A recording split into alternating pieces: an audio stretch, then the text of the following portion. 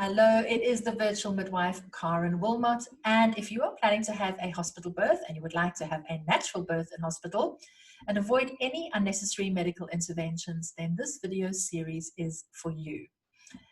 If you want to avoid unnecessary medical interventions, it's essential that you understand why they do them in the first place and what questions you need to ask to make sure that it's right for you in your situation.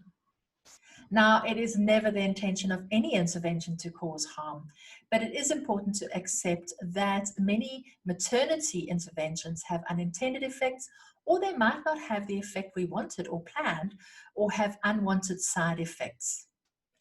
In this video, I'm going to be talking to you about an artificial rupture of membranes, which is when the medical staff break your bag of waters for you rather than it breaking spontaneously on its own. Now, you may be wondering why that is done, why it is offered, and I'm often surprised actually in my classes that it's almost become a standard and accepted form of care. But it's important to note that the evidence does not support routine breaking of the waters, and it is always preferable for the water to break on its own, and that can happen at any stage during labor. So you may be wondering why we would offer to break it for you instead, and there's several reasons that it's done. The one is to stimulate contractions or get them going, and it's one of the methods that's used to induce labor. Another one is to strengthen contractions to prevent or get labor going or speed things up. It can also be done to introduce monitoring devices, or what we call a fetal scalp electrode, to monitor fetal distress.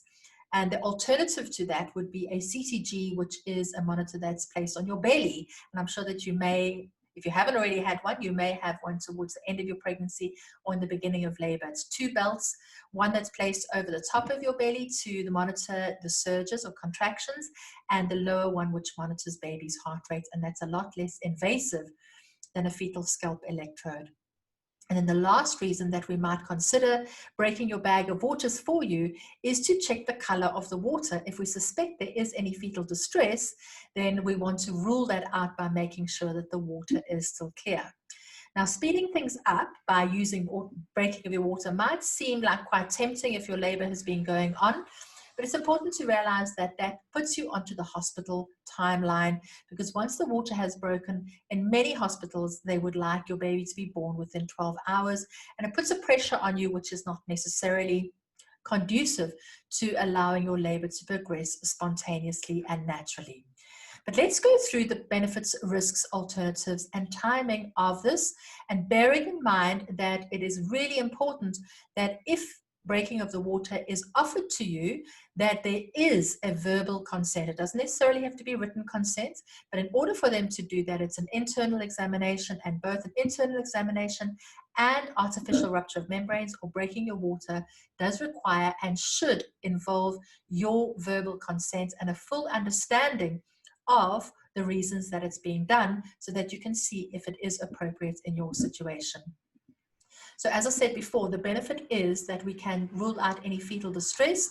Possibly you've had a CTG and there is a pattern that is what we call suspicious, and we want to see if that is being shown in the color of the water. So be ruling out fetal distress, and in some instances to speed labor up.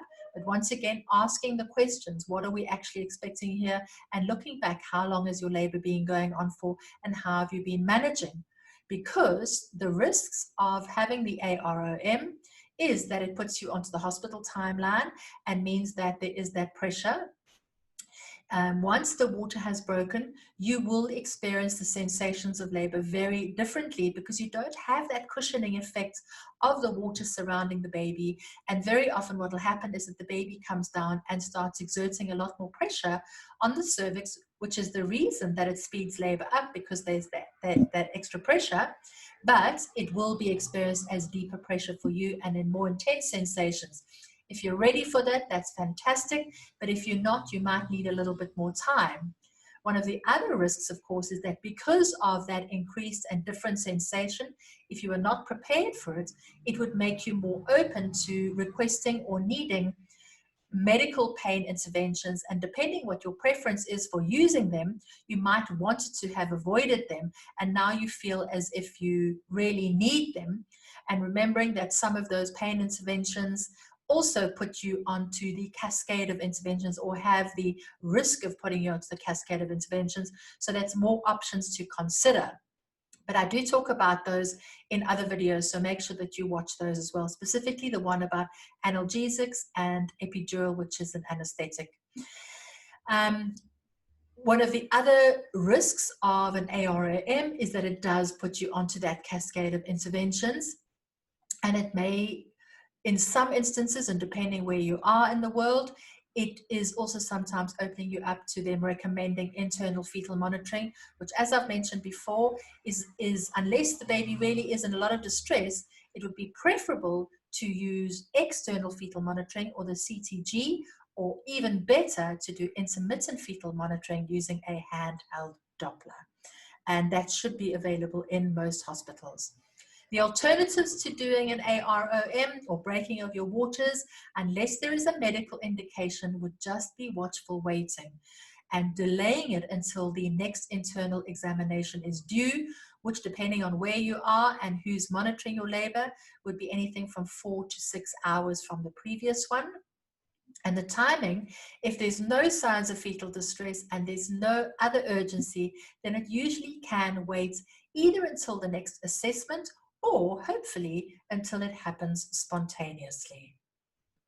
The most important takeaway from this video is to have that conversation and make sure that when you know that you're going to be having an internal examination, to ask the question of whether they would be considering doing a breaking of the water, so that you're able to and have the chance to have that discussion beforehand.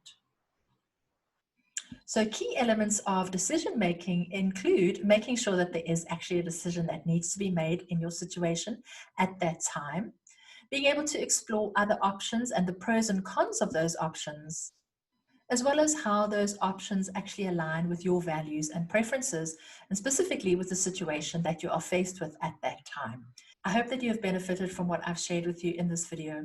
Now, I've put together what I call the BRAT pack, which is essentially understanding the benefits, risks, alternatives, and timings of the most commonly used hospital interventions. And that is available for you to download so that you can use it when you go into hospital. It's kind of like a little cheat sheet. All you need to do is click on the link and I'll send it straight through to your inbox.